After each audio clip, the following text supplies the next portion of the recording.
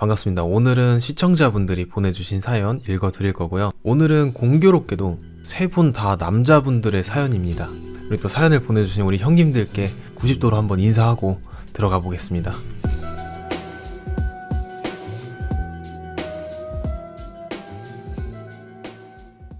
자, 첫 번째 사연은 땡땡땡님의 사연이고요. 바로 한번 들어가 볼게요. 저는 사촌 형이랑 함께 해충 방역 업체를 운영 중인 30대 충청도 사나이 땡땡땡입니다. 평소에도 공포 라디오를 좋아해 자주 찾아보는 편인데요. 여러 시청자 사연을 듣다 보니 저도 근무하면서 겪었던 정말 무서운 이야기가 떠올라서 글을 쓰게 되었습니다. 다른 분들의 재미있는 이야기만큼은 아니겠지만 제 이야기가 누군가에게도 소소한 소름이 되기를 바라며 시작하겠습니다. 때는 초여름이었을 거예요. 원래 벌레라는 게 시도 때도 없이 나오는 것들이긴 하지만 날이 풀리면 본격적으로 기승을 부리잖아요. 실제로도 그쯤부터 서비스 문의 전화가 많이 들어와요.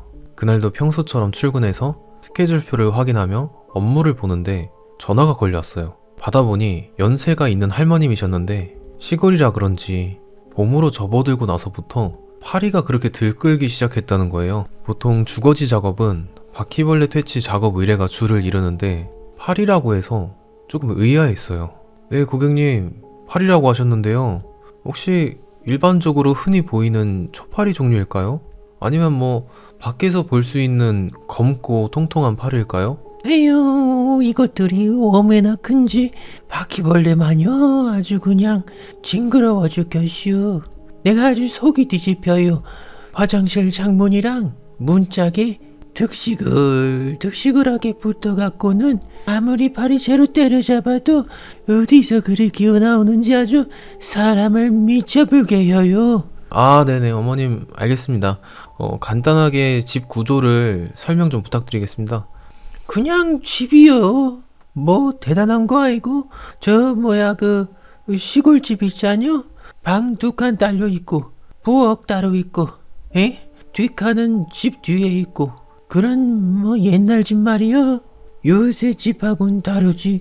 예전식 집이요 그냥. 네, 설명 감사합니다. 저희가 방역 작업에 앞서 현장 정밀 진단 서비스를 제공하고 있는데요. 아니요. 그럴 필요 없어.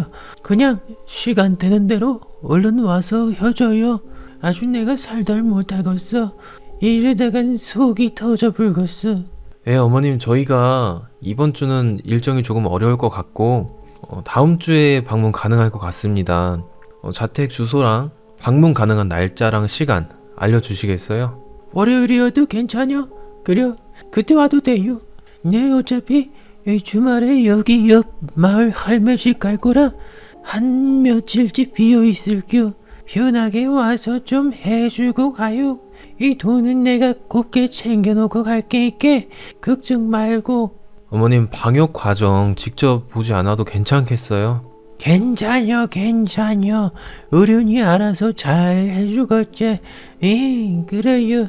아, 그럼 어머니, 저희가 다음 주 화요일이 제일 빨라요.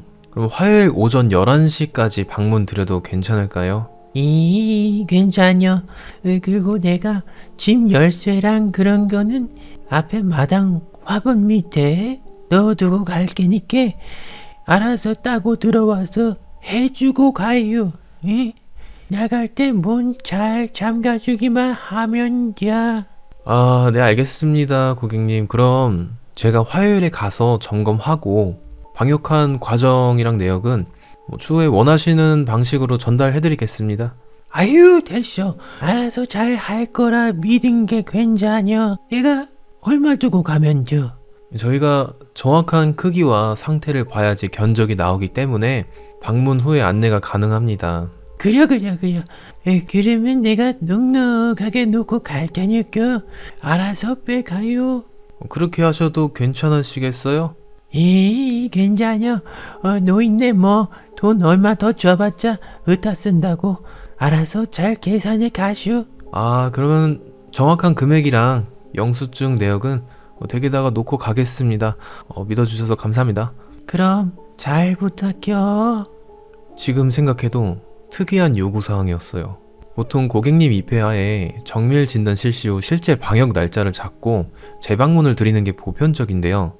가끔 이분처럼 집을 비우신 사이에 처리를 원하시는 경우도 종종 있기는 합니다. 그래도 결제는 직접 하시거나 최소 정확한 금액을 미리 입금해 주시거나 그런 편인데, 주로 어르신들이 전화 주시는 곳이라 그냥 그때그때 유도리 있게 맞춰 드리기는 해요. 저희가 완전히 체계가 정해진 세스코 같은 게 아니라 둘이 운영하는 가게다 보니 그냥 동네 철물점 느낌 정도로 생각하고 연락을 주시는 분들도 많거든요. 그래서 할머님 예약은 제가 잡아서 제가 나가는 거였어요. 그날 아침에 형한테 다녀오겠다고 인사하고 출근할 때까지만 해도 괜찮았어요. 해가 쨍쨍하게 내릴 쬐지만 그래도 아침바람은 나름 선선하고 기분이 딱 좋았던 게 기억이 나요. 구불구불 비포장 시골길을 달려서 도착한 집은 허름하긴 해도 곳곳에 손길이 닿은 느낌이 있는 잘 정돈된 그런 집이었습니다. 알려주신 위치에 화분에서 열쇠를 꺼내서 낮은 대문을 열고 들어갔어요. 집은 조용하더라고요. 사람이 며칠 비워둔 집 특유의 적막감만 감돌았습니다. 그리고 좀 이상한 냄새도 났고요. 위화감 같은 게 느껴지는 것 같기도 했고, 분명 여기 오는 길까지만 해도 코끝에 스치는 바람이 참 좋다고 생각을 했는데, 할머님 댁에 들어서는 순간 묘하게 공기가 가라앉은 느낌이 들었어요. 어떻게 말해야 할지 모르겠어요. 표현이 어렵네요. 분명 잘 정돈된 집이었거든요. 곧 올 손주들을 생각하며 열심히 쓸고 닦았을 그런 집인데, 일단 안 계신 건 알지만 그래도 인사는 했어요. 예, 실례했습니다. 방역업체에서 나왔습니다. 이렇게 한번 크게 말하고 집으로 들어갔어요. 작업하기 전에 돈이 있는지 확인부터 해야겠다 싶어서 말씀하셨던 안방 이불 사이를 더듬었더니 꼬깃꼬깃한 5만원권과 만원권 여러 장이 한 움큼 잡혀 나왔어요. 남겨주고 가신 돈이 생각보다 많더군요. 돈은 확인했고 바로 작업하면 되겠다 싶어서 장비를 꺼내다 문득 깨달았어요.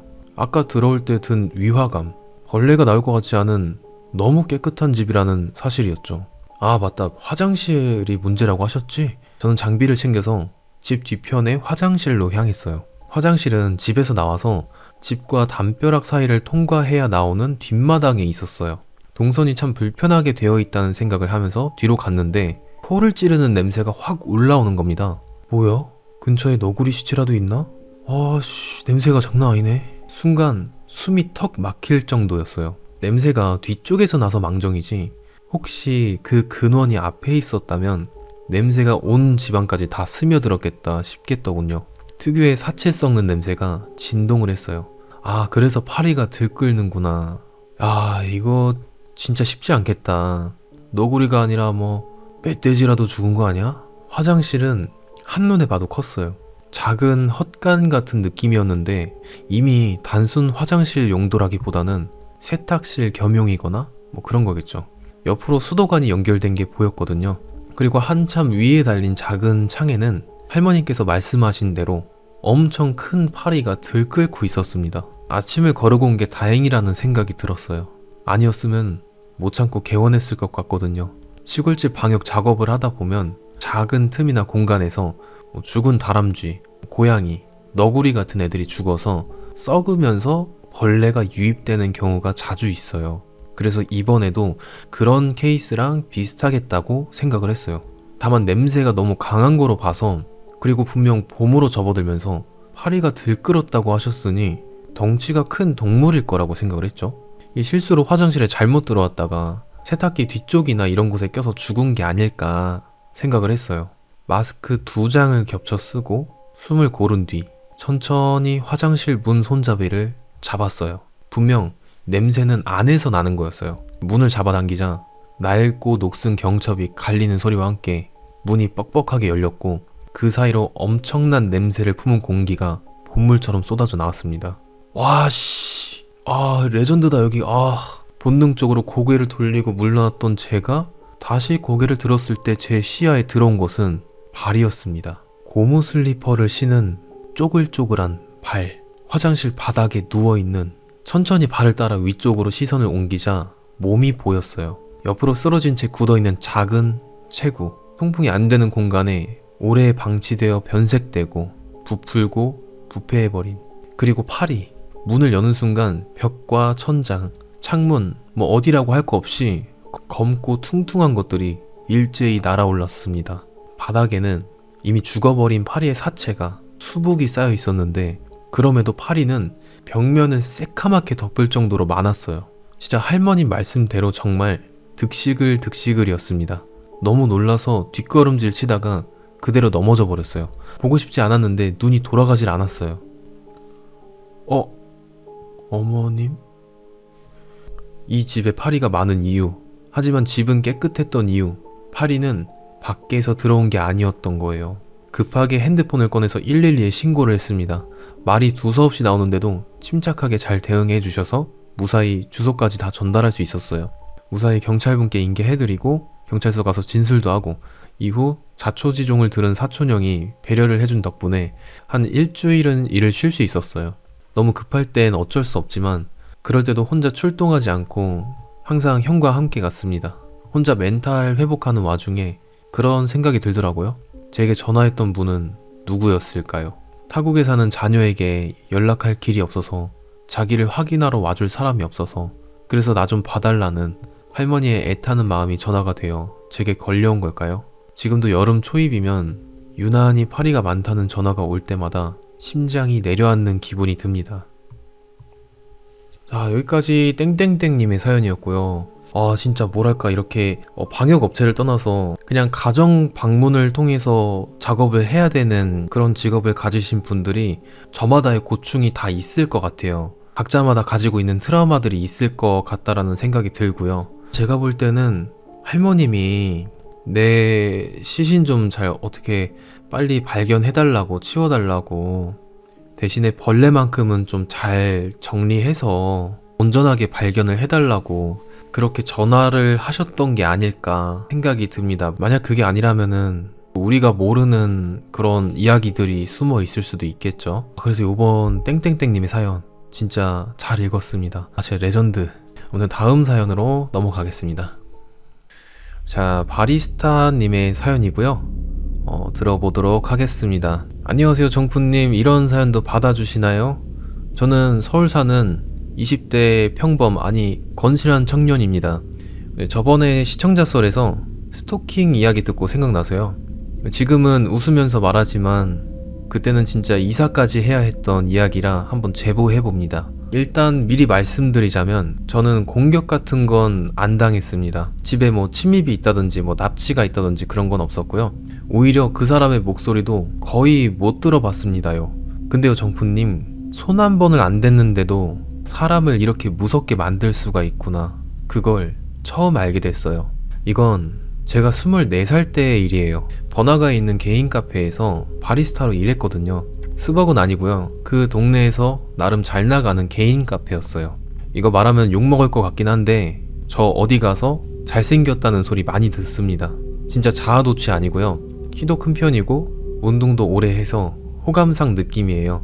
여기서 정푸님이 극티 느낌으로 억지 공감해 주실 듯한 아무튼 네, 이게 사건의 시작이라 말씀드린 거고요. 가끔 카페에서 저한테 은근히 작업 거시는 분들도 있었어요. 저는 그냥 서비스의 일환이라고 생각하고 웃어 넘기는 편이었죠. 그런데 문제는 그 화요일이었어요. 몇 년이 지났는데도 화요일인 게 기억이 나요. 거기가 유독 화요일이 한가했거든요.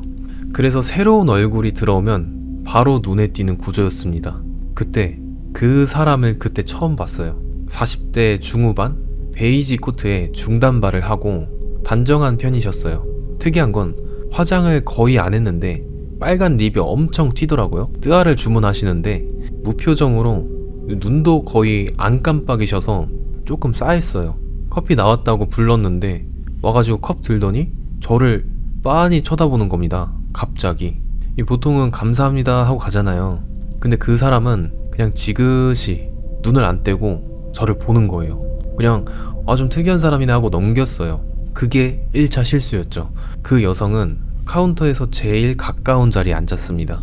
그러고는 3시간을 있더라고요. 핸드폰, 책, 노트북 하나도 없어요. 그냥 앉아서 이따금 저를 보는 것 같았어요. 하도 신경이 쓰여서 일하다가 한 번씩 힐끔 보면은 항상 저를 보고 있더라고요. 그런데 보통 눈 마주치면은 당황해서 딴 데 보잖아요. 그런데 그 사람은 아니었어요. 눈을 마주치면 오히려 너무 좋아하는 것 같았거든요. 되게 만족한? 막 흡족한 것처럼? 원하는 걸 얻은 사람처럼? 그날은 그게 다였어요. 그런데 다음날 또 왔습니다. 그 다음날도, 그 다음날도. 항상 같은 메뉴에 항상 비슷한 자리였어요. 카운터에서 제일 가까운 테이블 아무거나. 4일차쯤엔 같이 일하는 직원한테 슬쩍 물어봤거든요. 야, 저기 카운터 근처에 앉으신 분 나 없을 때도 와? 아니, 나 오늘 처음 봤는데? 이러더라고요. 알고 보니 그분은 제가 일하는 날에만 오는 거였어요. 저는 또 멍청하게 생각했죠. 아, 내가 내리는 커피가 제일 낫지. 뭐 아니면 혹시 나한테 관심 있나? 이렇게요. 욕하셔도 인정합니다. 아무튼 며칠 지나니까 패턴이 보이더라고요. 가끔 무심한 듯한 어투로 툭툭 질문을 던졌어요. 여기 언제 닫아요? 주말에도 일하세요? 아침에도 출근하세요? 별거 아니라는 식으로요. 근데 그게 진짜 별거 아닌 게 아니었던 거죠. 정보 수집이라고 해야 하나요? 제 퇴근 시간, 근무 요일, 스케줄 등등. 소름이죠. 하루는 갑자기 뒷타임 직원이 일이 생기는 바람에 근무가 연장돼서 제가 마감까지 하게 됐거든요. 그래서 연장 근무를 하는데 그분이 원래 제 퇴근 시간 기준으로 정확히 15분 뒤에 들어오시더라고요. 아, 기다리다가 안 나오니까 확인하러 왔다라는 그런 생각이 훅 드는 거죠. 그날 이후로 패턴이 좀 바뀌었어요. 처음에는 제가 퇴근할 때까지 앉아 있었는데 그 이후부터는 주문하고 한 20분 지나면 나가시더라고요. 그래서 전 또 멍청하게 생각했죠. 아, 이제 포기했구나. 뭐 2차 대수롭지 않게 넘김. 그런데요, 그때부터 카페 밖에서 마주치기 시작합니다. 퇴근하고 걸어가는데 저 멀리 보이는 거예요. 처음엔 동선이 겹친 줄로만 알았죠. 집에서 카페까지 걸어서 15분 거리고 거기가 워낙 번화가다 보니까 유동 인구가 많거든요. 근데 그날 이후로 퇴근할 때마다 느껴지는 거예요. 누가 자꾸 보는 느낌? 그냥 느낌이 빡 왔어요. 그래서 하루는 일부러 옆 가게 유리에 비친 뒤쪽을 확인했거든요. 그리고 거기에 그 아줌마가 있었어요. 저만치 해서 저랑 비슷한 속도에 맞춰서 따라오고 있었던 거예요. 그날 이후로 일부러 길을 빙빙 돌아갔어요. 골목길에서 꺾고 편의점 들르고 갑자기 방향 바꾸고. 근데 항상 일정 거리를 유지하면서 따라오는 겁니다. 절대 가까이 오는 건 아니고요. 그냥 제가 보이는 위치에 있었어요. 그리고 결정타는 이거였어요. 어느 날 퇴근해서 집 근처까지 왔는데 그 사람이 안 보이는 거죠. 오늘은 따라오다가 놓쳤나 보다 이렇게 생각하고 오피스텔로 올라갔어요. 엘리베이터 내려서 현관문 열려고 비밀번호를 치는데 갑자기 인기척이 느껴지는 겁니다. 와, 집까지 알아낸 줄은 몰랐었거든요. 돌아봤는데 엘베 옆에 비상계단 쪽에서 고개만 빼꼼 내밀고 저를 보고 있었어요. 근데 그 표정이요, 아니 그 사람 처음 와서 주문할 때 무표정이었다고 했잖아요. 고개 내밀고 보는데 표정이 그냥 그대로인 거예요. 그냥 아, 여기 사는군, 오케이, 이렇게 확인하는 느낌? 저 진짜 그때 너무 놀라서 핸드폰 떨어뜨렸어요. 시겁해서 후다닥 비번치고 들어가서 체인까지 걸어 잠갔어요. 너무 무서워서 10분을 꼼짝도 못하고 있었죠. 이 여자는 지금 제 스케줄을 다 꿰고 있고 제 집도 알아요. 근데 항상 적정거리를 유지한 채 지켜보기만 해요. 그게 더 무서운 거죠. 며칠간은 일부러 친구 집에서 지냈어요. 카페 사장님께도 이야기하긴 했는데 아, 이게 좀 애매하더라고요. 무턱대고 저 손님 이상해요, 기분 나빠요 하기도 그렇고, 남자가 가오가 있지 괜히 그런 거에 쫄렸다고 말하기도 싫은 그런 20대의 치기 아실련지요. 저한테 손을 댄 것도 아니고 위협한 것도 아니고 그냥 따라오면서 저를 쳐다보는 거니까. 경찰에 말해도 이런 거는 직접적 피해 사실이 없을 경우에는 딱 이거잖아요. 근데 찐 결정타는 이제 나와요. 그날은 일부러 퇴근 시간을 조금 당겨가지고 조용히 나왔거든요. 그날은 진짜 안 걸릴 자신이 있었어요. 근데 집 근처 편의점에서 대충 사서 나오는데 맞은편 횡단보도에 그 여자가 있는 거예요. 하필 그때 신호가 바뀌고 저를 향해 오더라고요. 오늘은 일찍 끝났네요. 기어가는 목소리로 대뜸 이렇게 말하시는데 나는 네 일정을 다 알고 있어 라는 것처럼 들리는 거예요. 너무 놀라서 어버버 하다가 그냥 아, 네 이러고 지나갔어요. 병신처럼 웃는 척까지 하면서요. 이게 직업병인지 뭔지 진짜 왜 웃었나 모르겠어요. 아무튼 그날 밤에 바로 부모님과 상의를 해서 일주일 안에 방을 빼버렸어요. 한동안 본가에서 지내면서도 그 여자가 거기까지 찾아올까봐 카페도 거의 동시에 관둬야 했고요. 솔직히 말하면 그 동네 자체가 무서워졌거든요. 화요일에 한산한 카페, 퇴근길, 유리창에 비친 여자, 그냥 이 모든 게 트리거가 되었어요. 다행히 본가로 가고 나서는 그 사람을 본 적은 없습니다. 나이가 좀 있으셔서 그런가 SNS 염탐 같은 건 안 하신 듯해요. 그 사람 정말 저한테 손 한 번 안 댔거든요. 근데 그 사람 때문에 저는 일상을 완전히 갈아엎어야 했어요. 아직도 퇴근길에 뒤를 한 번 더 돌아보고 엘리베이터 내리면 비상계단까지 확인하고 그냥 제 머릿속을 헤집는 느낌이에요. 친구들은 아직도 놀려대요. 야, 너 팬 생겼다며? 사생팬이다, 사생팬. 그러면은 저도 이제는 웃으며 넘기긴 해요. 야, 내가 뭐 한때 잘 나갔지 이러면서요. 근데 솔직히 말하잖아요. 진짜 아직도 집에 들어갈 때면 심호흡을 해요. 고개를 빼꼼 내놓고 있던 그 얼굴이 그게 뇌리에 박혀서요. 정프님, 이 사연 괜찮으면은 너무 무겁지 않게 제 자아도취 멘트는 좀 잘 살려주세요. 아, 그리고 손을 안 댔다고 안전한 건 아닙니다 라고 꼭 말하고 싶었어요. 그때 알았거든요. 누군가의 시선이 그토록 무서울 수 있다는 걸요. 읽어주셔서 감사합니다. 바리스타 올림. 자, 여기까지 바리스타님이었는데 와, 이거 쉽지 않네요. 계단에서 얼굴만 이렇게 빼놓고 보고 있었다는 게 와, 진짜 좀 그렇습니다. 뭐 사실 남자로서 말씀드리지만은 그냥 얼마든지 무력으로 제압할 수는 있어요. 근데 실질적인 피해를 받은 증거가 없잖아요. 내가 그 사람을 진짜 제대로 조사하고 스토킹을 당했다라는 걸 완벽하게 입증하지 않는 이상 사실 뭔가 이렇게 법적으로 하기가 힘듭니다. 그렇다고 해서 내가 뛰어가서 막 제압하고 뭐 이렇게 때려 눕혔다 그러면 그거대로 참 곤란한 일이에요. 심지어 이런 생각도 들기도 해요. 아무리 20대 남성과 50대 아주머니가 싸운다고 하더라도 누구 손에 칼이 들려있냐 이거에 따라 승패가 갈린다고 보거든요. 칼도 이렇게 대놓고 막 나 칼 있어 이러고 들고 다니진 않아요. 뒷짐져가지고 이렇게 숨겼다가 아니면은 뭐 겉옷 같은 거 이렇게 길게 빼가지고 여기다가 놓던지 가만히 서 있거나 뭐 핸드폰 하고 있을 때 완전히 무방비 상태일 때 옆에 이렇게 슬금 다가가지고 그냥 찔러버리면 내가 복싱을 했던 주짓수를 했던 그냥 가는 겁니다. 이거는 저는 살면서 스토킹 당한 적 뭐 그런 거 한 번도 없습니다만은 그래도 좀 누군가랑 원수지고 살진 않아야겠다 최소한. 혹은 신체 단련이라도 해놔야겠다, 달리기라도 좀 빨라야겠다라는 생각이 들긴 합니다. 네, 아무튼 다음 사연으로 넘어갈게요. 자, 마지막 사연은 서로아웃님의 사연이고요. 읽어보도록 하겠습니다. 안녕하세요 정프님. 회사에서 일할 때 꼭 정프님 라디오를 틀어놓고 일하는 디자이너입니다. 정프님의 부담스럽지 않은 사연 읽기가 듣기가 아주 좋아 자주 애용하고 있습니다. 감사합니다. 사연을 듣다 보니 제가 겪었던 일을 다른 구독자 여러분들과 나누고 싶어서 공유 드립니다. 제목은 공포의 712동 1204호입니다. 실제 집 주소입니다. 저희 집은 3남매로 5명 가족입니다. 집은 8단지 18평 정도의 작은 평수에서 살았었는데요. 저희는 각자 개인 방도 없고 해서 굉장히 불만이 많은 상태였습니다. 그런데 제가 중학교에 입학할 무렵 7단지로 이사를 가게 되었다고 하시는 거예요. 당시에 7단지는 저희 동네 바로 옆 단지였는데 기본 42평부터 시작하는 부유한 단지였습니다. 제 기억으로는 당시 외할아버지가 돌아가시면서 남겨주신 유산으로 들어가게 된 전셋집이었어요. 뭐 매매를 할 정도로 돈이 많진 않았나 봅니다. 저는 그런 큰 집으로 이사를 간다는 것이 너무 행복하고 설레서 학교에 자랑까지 했었던 것 같아요. 도배장판 전에 엄마를 따라서 그 집에 갔던 기억이 있는데 둘째 누나의 방이 될 벽지 한 부분이 곰팡이로 도배되었던 걸로 기억을 해요.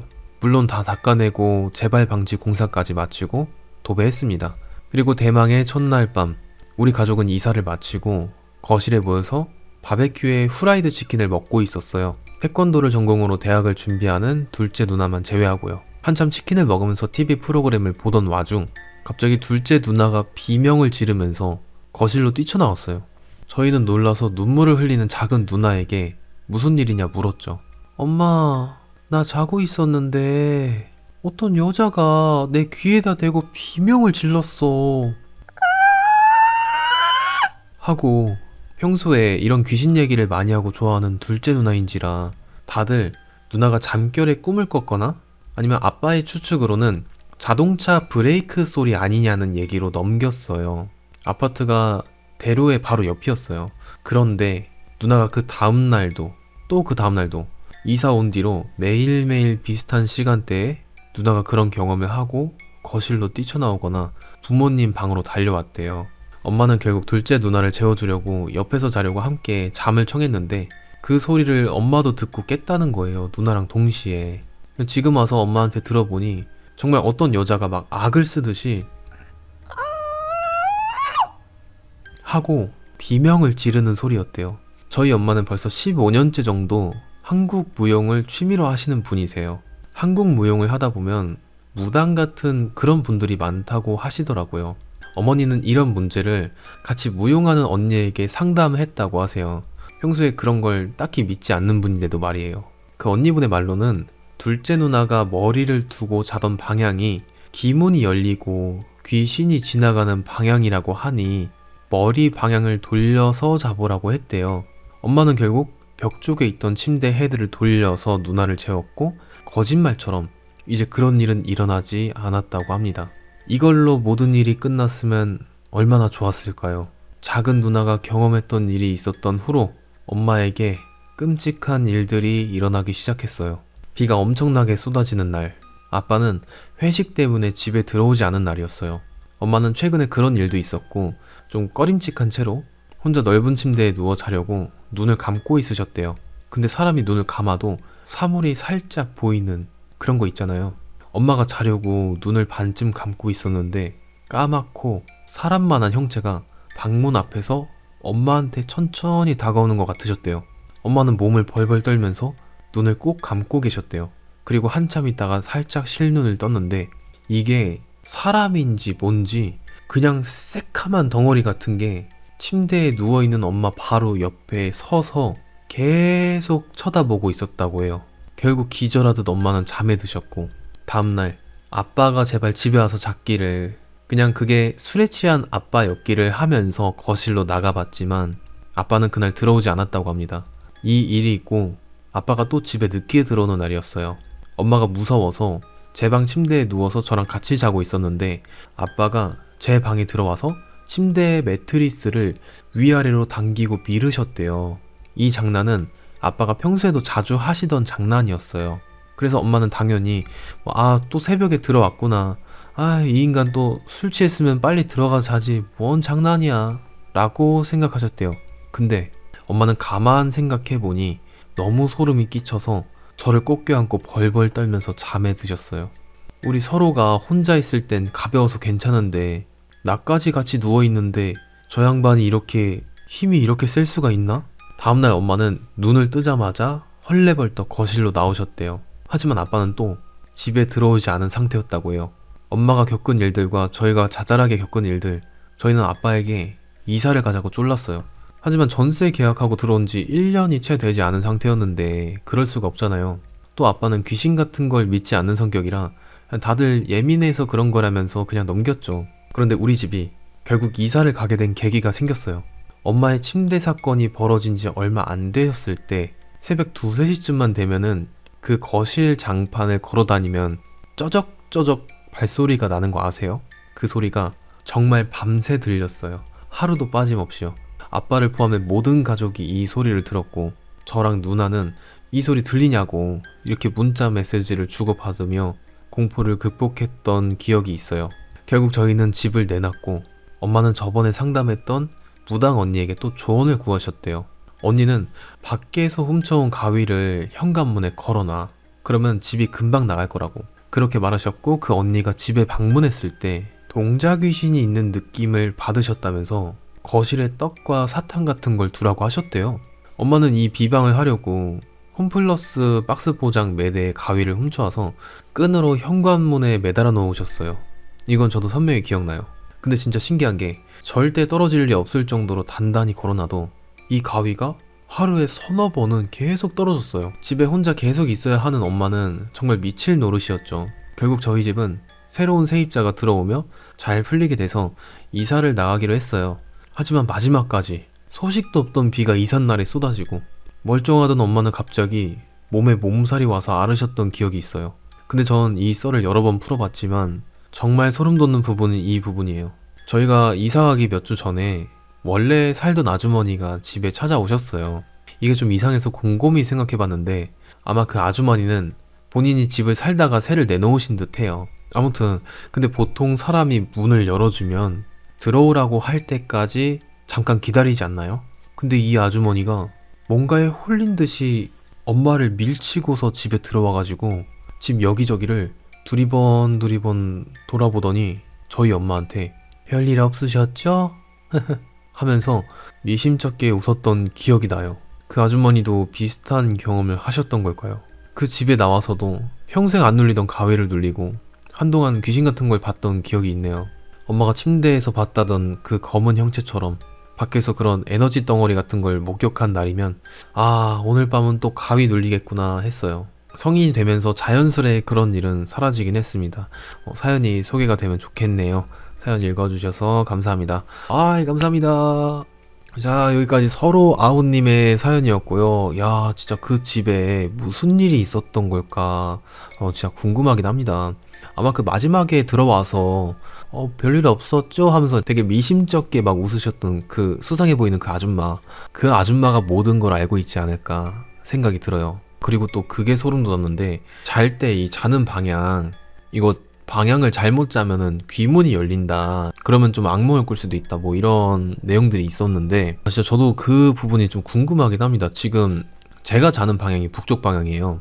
근데 북쪽이랑 뭐 관련이 있는지는 모르겠지만은 아무튼 검색을 해보면 뭐 비슷한 얘기가 있는 것 같기도 하고 뭐 그렇습니다. 그래서 오늘은 이제 여기까지 마무리하고, 나도 좀 이런 사연들이 있다 하시는 분들이 있으면은 3,500자 이상만 되면은 배민 쿠폰 드리는 걸 하고 있으니까 이벤트가 아니라 상시로 드려요. 그냥 최소 10,000원부터 그리고 30,000원 그리고 50,000원까지 최대로 드리고 있기 때문에 나도 무서운 사연 있다 하시는 분들 보내주셔가지고 쿠폰도 얻으셔가지고 뭐 피자 한 판 드시든지 서로 뭐 그렇게 같이 즐겼으면 좋겠습니다. 그래서 오늘은 여기까지 마무리하고요. 제가 또 빠르게 대본 작성하러 가야 되기 때문에 여기까지 마무리하겠습니다. 멤버십 가입해주신 분들 너무 감사드리고, 그리고 구독, 좋아요 한 번씩 하이프까지 눌러주시고, 오늘 이렇게 세 남자의 사연 들어봤는데 어떻게 괜찮으셨나요? 저는 너무 재밌었습니다. 그럼 저는 이만 물러가겠습니다. 안녕.